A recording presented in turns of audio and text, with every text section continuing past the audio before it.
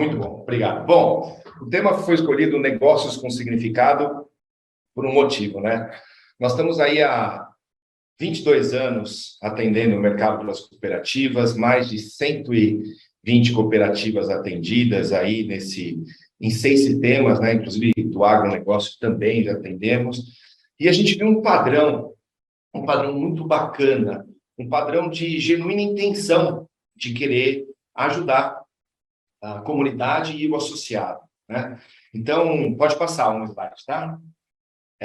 Nesses 22 anos, mais de 140 cooperativas, esse padrão de genuína intenção de ajudar os cooperados. Como que são feitos os diagnósticos, né? Nós conversamos com os presidentes, conversamos com os conselheiros, conversamos com os diretores executivos, conversamos com a equipe da ponta, a gente faz associado oculto, vai lá no posto de atendimento ou na agência e conversa com as pessoas, depois se revela quem nós somos para entender todo o cenário da cooperativa. E esse padrão, pode passar a tela, essa genuína intenção de ajudar o associado e a comunidade está por tudo. E aí não tem como, né? Eu tenho que agradecer a Deus por ter me honrado, né, a seguir essa jornada de ajudar o cooperativismo, de ajudar as cooperativas e as pessoas a prosperarem, né? Então, passa a tela. Como não ser grato e honrado, né, por um modelo de negócio fundado por um papa, por um padre, abençoado pelo papa e condecorado pela ONU como um modelo de negócio potente para tirar as pessoas da pobreza, né? Então, esse modelo de negócio realmente me inspira, e inspira toda a EASACO. São 4 escritórios no Brasil, 60 colaboradores, então a gente acorda e dorme pensando em como acelerar a prosperidade dessas cooperativas. Então, olha só, do mesmo jeito, pode passar a tela, que esses diagnósticos nos inspiram pela genuína intenção, a gente percebeu também que esses diagnósticos têm um grande desalinhamento dessa intenção genuína com as práticas do negócio, da comunicação e da cultura. Por que a gente está percebendo isso? Fala, cara, a intenção é genuína. Mas tem alguma coisa ali que ainda não está funcionando. E nós estamos vendo isso pode passar a tela, em grandes cooperativas. Uma antes dessa. Não tem. Então, pode voltar a matéria. Pode voltar a matéria. Estamos percebendo isso em grandes cooperativas, estamos percebendo isso em pequenas cooperativas, estamos percebendo isso em médias cooperativas, tanto em número de associados, como liquidez, como número de colaboradores. A gente vê um desalinhamento para isso tudo, né? Aí a gente fala, poxa, mas por que tem esse desalinhamento? Né? Se nós estamos falando aí de tanto de propósito, né? Pode passar uma tela. Olha só. Vamos lembrar disso. Nós viemos, mais uma tela, vimos a era industrial, produção e qualidade. Né? Quem assistiu o filme do Charlie Chaplin, lá, Tempos Modernos, né? Sobre melhorar a produção, qualidade, Ford, Tail, Fayol, todos esses caras falando sobre as teorias da administração. Aí nós evoluímos. Passamos um slide aí. Evoluímos para quê? Para a era do conhecimento. Evoluímos de treinamento, fomos para a educação, hoje estamos falando em ecossistemas de aprendizagem, né? A busca pelo conhecimento, o foco foi a informação, o foco foi a estratégia. Aí vem Philip Kotler, todos esses caras estrategistas sobre essa era do conhecimento que nós já também passamos. E agora nós estamos na era, pode passar mais um? Nós estamos na era do significado. Na era do significado, do porquê, do significado, do propósito, dessa busca toda, né? E o propósito vem sendo falado desde 2006. A EASACO implantou a primeira gestão por propósito em 2015, mas a gente estuda a gestão por propósito desde 2006. Aí, em 2016, bombou. Bombou no mercado. Todas as grandes Expo Gestão, HSM, Concred, WMC, todos esses grandes eventos de gestão colocaram o propósito como uma grande missão das empresas, que já evoluíram, né? Passaram pela era da produção da qualidade, passaram pela era do conhecimento, estão agora na era do significado mais. Mesmo depois de quase 6 anos, sendo para o 7º ano, em todas essas convenções, todos esses grandes eventos, falando de propósito, por que que ainda o nosso associado nos chama de cliente?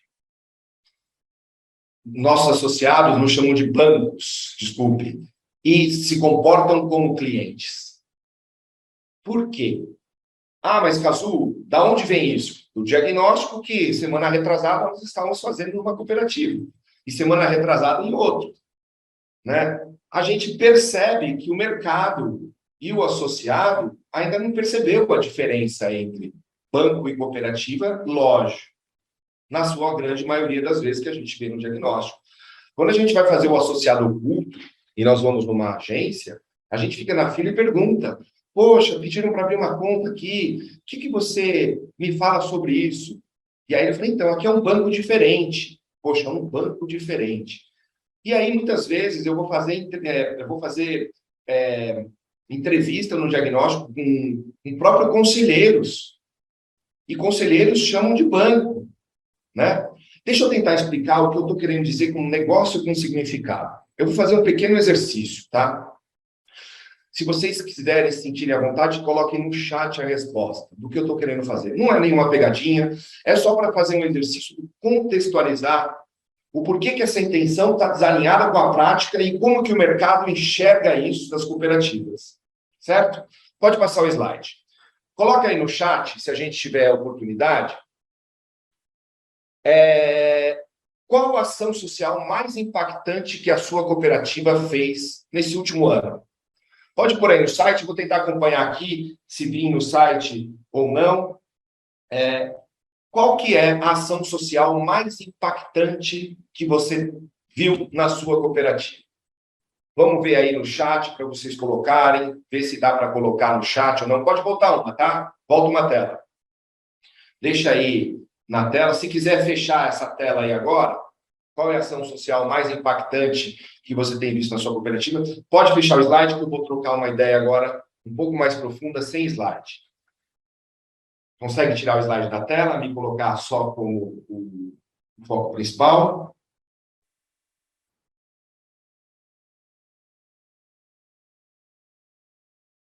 Isso, obrigado. Olha só, na maioria das vezes que a gente faz essas perguntas nos nossos diagnósticos, a maioria das pessoas respondem o dia C, a campanha do agasalho, respondem uma doação de alimentos, respondem que fizeram doação para um hospital, principalmente agora, durante a pandemia. Todas as respostas são sempre focadas nas ações sociais filantrópicas. Sempre para a filantropia. E parece que o cooperativismo é mais poderoso porque tem filantropia. Não é bem assim. Qual é a ação social mais impactante de uma cooperativa? São os negócios. Venda de um seguro, um consórcio, um empréstimo, um investimento. Essa é a maior ação social de uma cooperativa. Por si só, ela tem muito significado. Por vocação, ela tem muito significado. Por distorção, ela acaba focando uma coisa em vez da outra. Então, ela fica falando muitas vezes sobre filantropismo e outras vezes ela vai para uma linha muito do negócio. O que eu digo? Se os Beatles estivessem vivos hoje, vocês assistiriam o show dos Beatles ou o show do cover dos Beatles? Lógico, a gente assistiria o show dos Beatles, né? Foi a banda que mais vendeu disco aí. Não sou muito fã, mas foi a banda que mais vendeu disco em todos os tempos. Então, pensando nisso, por que eu quero ser cover de banco? Um dos maiores, para mim, deslizes do cooperativismo foi se comparar com o banco. Não que banco seja ruim, banco é importante para um país, é muito importante, inclusive tem cooperativas que têm seu próprio banco, como o Cicobi, o Sicredi. Mas qual é o ponto? Eu me comporto como banco, mas quero que o associado me entenda como cooperativa. Esse é o problema de imagem e reputação que eu tenho percebido nas cooperativas. Passa para mim o próximo slide. E o que choca muito entre... Eu não sei se o slide está na tela agora não está. Precisa dar o stop show. O slide não está na tela aqui. Ah, está na tela? Obrigado. É que eu tenho um delay no celular aqui, eu estou acompanhando também. Obrigado. Olha lá. Metas, campanhas, promoções, brindes e foco no produto. A maioria das cooperativas, depois de 2015, 2016, que essas grandes convenções começaram a acontecer, escolheram o propósito. Putz, vamos falar do propósito. Mas o ser humano ele é bom para escolher. Muito bom para escolher, mas ele é ruim para renunciar. A gente é bom para escolher e ruim para renunciar. Eu quero casar, mas eu vou me casar, mas eu quero sair quinta, sexta e sábado com os amigos. Não tem, meu amigo. Você escolheu casar, você vai sair um dia ou outro, isso se a esposa permitir. Então, escolha e renúncia. As cooperativas escolheram o propósito, mas não renunciaram às práticas de banco. Aí que o cooperado começa a confundir cooperativa com banco. Eu sirvo o associado ou eu me sirvo do associado para bater meta ou ganhar um prêmio? O meu foco está em entender o associado e dar uma solução ou o meu foco está na campanha daquela semana? Essas práticas todas são do mercado financeiro tradicional, não tem nada a ver com cooperativismo. E olha só a próxima fórmula que eu vou mostrar para vocês. Uma fórmula aí da Yasaka para isso, né? Fórmula do freio, fórmula do acelerador para a cooperativa. CCP ao cubo igual a MDC. Vamos entender a fórmula do freio. CCP ao cubo. O que é isso? Pode passar o próximo slide. O que é isso, né? CCP ao cubo. CCP ao cubo é o quê? É o velho jeito de gerir, né? Comando, controle, premiação, ou punição, ou pressão. Né? Isso tudo igual a MDC. Gera medo, desconfiança e competição no time. Quando eu ponho uma campanha, quem ganhar vai ganhar X coisa, vai ganhar uma moto elétrica, que eu já vi acontecer, vai ganhar uma passagem para Paris, para Israel, porque nós estamos falando de propósito, de significado, então você ganha uma passagem para Israel. E as pessoas têm que começar a vender isso para chegar e ganhar o prêmio. Primeiro, importante, né? Olha só os efeitos disso. Pode passar a tela para mim. Os efeitos disso. 75% dos trabalhadores já tiveram experiência de exaustão no trabalho. Pode passar tudo. 52% dizem estar exaustos após o Covid. 1 em cada 3 trabalhadores já sofreram burnout. O Brasil está em segundo país com mais casos de burnout no mundo. Mais de 576 mil pessoas foram afastadas. E a OMS diz que o Brasil, a maior taxa de pessoas com ansiedade do mundo é o Brasil. Isso quer dizer, as nossas equipes estão doentes. Então, como o Thomas já falou, parceiro aqui, nosso do Capitalismo Consciente, você é uma empresa que cura ou você é uma empresa que adoece? Se o Brasil vende mais ansiolítico do que Neosaldina, quem estão tomando esses ansiolíticos? São nossas equipes. Lógico, nem tudo é responsabilidade da empresa. Isso pode acontecer em problema familiar, saúde e várias outras coisas. Mas grande parte do tempo desses colaboradores estão conosco. É nossa responsabilidade. Pode passar mais um slide, por favor.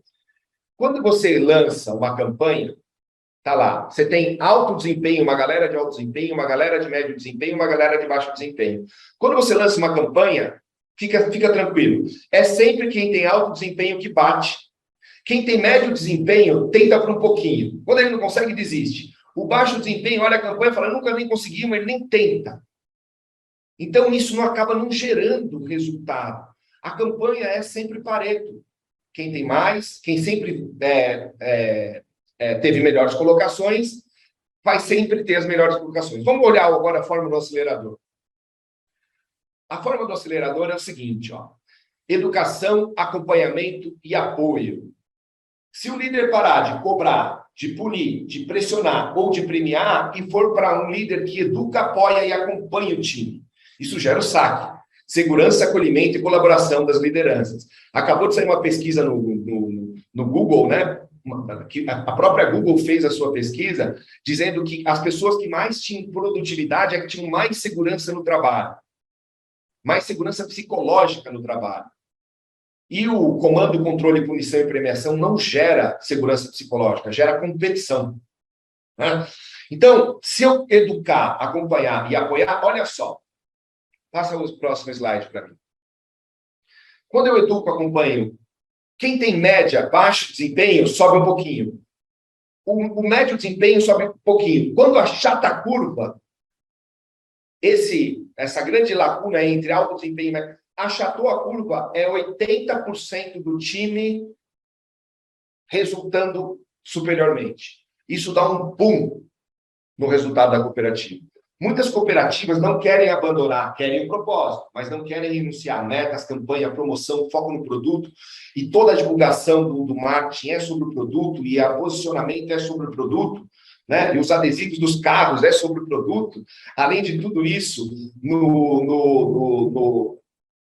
relatório anual das cooperativas que eu costumo ler, é sempre falando quantos seguros venderam, quanto conseguiu de ativo, 1 bilhão de ativos. Eu já vi outdoor falando dos números com foco nos produtos, né? Não vai funcionar, principalmente para a cooperativa, que tem um significado tão forte. No meu ponto de vista, eu digo que a cooperativa tem uma Ferrari, mas ela só pega essa Ferrari para dar volta no quarteirão quando se fala em inspiração pelo propósito e não motivação pelo prêmio. É desafiador você tirar o prêmio, porque as pessoas estão acostumadas com isso. Como que você fala que não vai dar mais prêmio? Como que você fala que não tem mais campanha? É desafiador. O que você põe nisso é o desafiador. Pode seguir. Então, se você pôr adequação, acompanhamento e apoio, baixo cresce, médio cresce, achuta-cável, o resultado dispara. O medo da maioria das cooperativas de renunciar essas coisas, em virtude do propósito, é porque acha que não vai dar resultado. Esse que é o maior medo quando a gente vai fazer um diagnóstico do conselho, do diretor executivo, do diretor de negócio que é campanheiro e adora fazer isso. Ele tem medo que o resultado não aconteça. E o próprio comando, controle e punição gera uma cultura do medo. Perfeito? Vamos seguir. Então, se a gente vai seguindo, inclusive, como ressignificar e unir todo o time em virtude do propósito? Esse é o desafio de uma cooperativa. Mas, Cazu, o que é ressignificar? Ressignificar, por exemplo, você teria na sua casa uma cadeira elétrica como um objeto de decoração? O que a cadeira elétrica traz? Medo, angústia, dor, pavor, traz tudo isso. Você não teria uma cadeira elétrica na sua casa como um objeto de decoração, né? Se eu dissesse para você que você tem um objeto muito parecido com isso na sua casa, a grande maioria das pessoas, eu tenho nessa que tem em casa. Você tem um crucifixo em casa? Deve ter. Medo, dor, desespero, angústia, punição. Aí vem o ser iluminado e ressignifica o que é o crucifixo. É doação, é salvação do crucifixo. Ressignificar um propósito e fazer todo um time que era viciado em campanhas, em metas, em produtos, a viver esse propósito é um grande desafio dos diretores executivos, dos diretores de negócio, do conselho. Aí sim, como eu digo, se um dia uma comunidade entender o que é uma cooperativa, nenhuma outra instituição terá vez. Nenhuma outra instituição terá vez. Eu estava com o Rolim, da FG Coop, e ele falou, Cazu, eu trabalhava no mercado financeiro tradicional. Quando eu fui trabalhar numa cooperativa, um presidente, foi diretor de uma cooperativa também, um presidente da cooperativa explicou para mim o que era cooperativa. Eu corri na janela e abri a janela e olhei para baixo.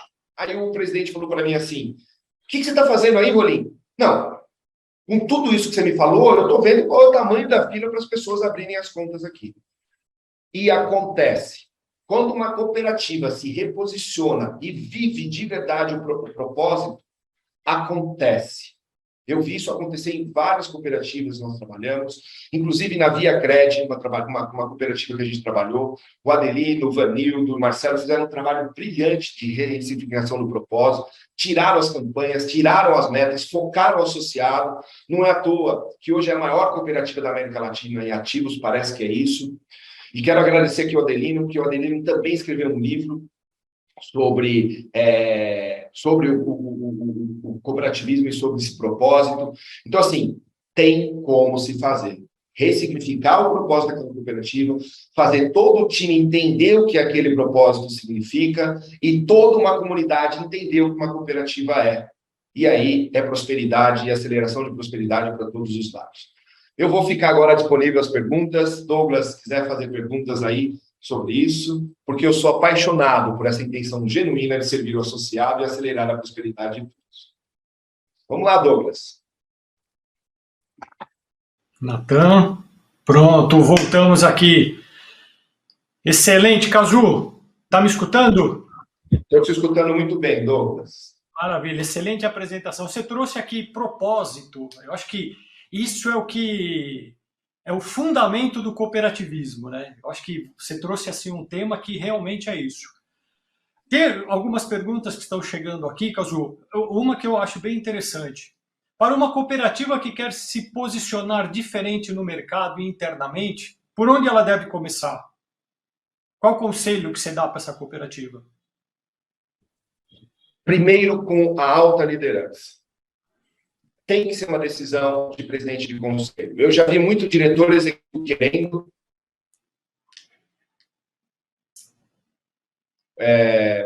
Douglas, você me escuta? Parece que deu uma travada aqui. Escuto. A alta liderança precisa querer. Eu já vi muito diretor executivo, diretor de negócio querendo e o conselho não aprovando. Ou o contrário. O conselho e o presidente aprovando e os diretores não. Quando você não tem esse alinhamento entre o conselho e o corpo diretivo, acaba não acontecendo. Precisa ser uma decisão de alta liderança, mas se começa o processo pela base e pela média liderança. O elo entre a estratégia e a operação é a média liderança. Mas a decisão tem que ser um alinhamento entre alta liderança e corpo diretivo, conselho e corpo diretivo. Começando aí, tomada de decisão, se começa um projeto com os desejos e as renúncias que essa cooperativa tem que fazer. Por exemplo, eu tive numa cooperativa que ela falou, vamos viver por propósito, vamos viver por propósito, vamos viver por propósito, e tinha a rentabilidade do cheque especial. E ela queria a rentabilidade do cheque especial, que era muito grande. Eu falei, bom, se vocês querem o propósito, vocês têm que diminuir o número de associados no cheque especial. Mas é uma boa renda? É. Mas não é boa para a comunidade. Isso não acelera a prosperidade de ninguém. Não é bom para o associado. Mas isso diminui as sobras no final do ano. Que bom! Menos sobra, menos associado endividado. Isso é ótimo. Por exemplo, o que aconteceu na Via Cred. Ela falou o seguinte, ó, durante a pandemia, sei lá, a gente ia dar 300 milhões de resultado. Vamos dar só 150 milhões? Porque 150 milhões nós vamos distribuir para os associados para que aqueça a economia. Quando veio a conta, não deu 300 milhões, deu 170 milhões, tudo. O conselho falou, missão cumprida. O ponto é, por que tanta vontade de ter sobras? Sobras. Por exemplo, eu vejo as cooperativas comemorando as sobras, comemorando quantos seguros venderam. Não. Quantas vidas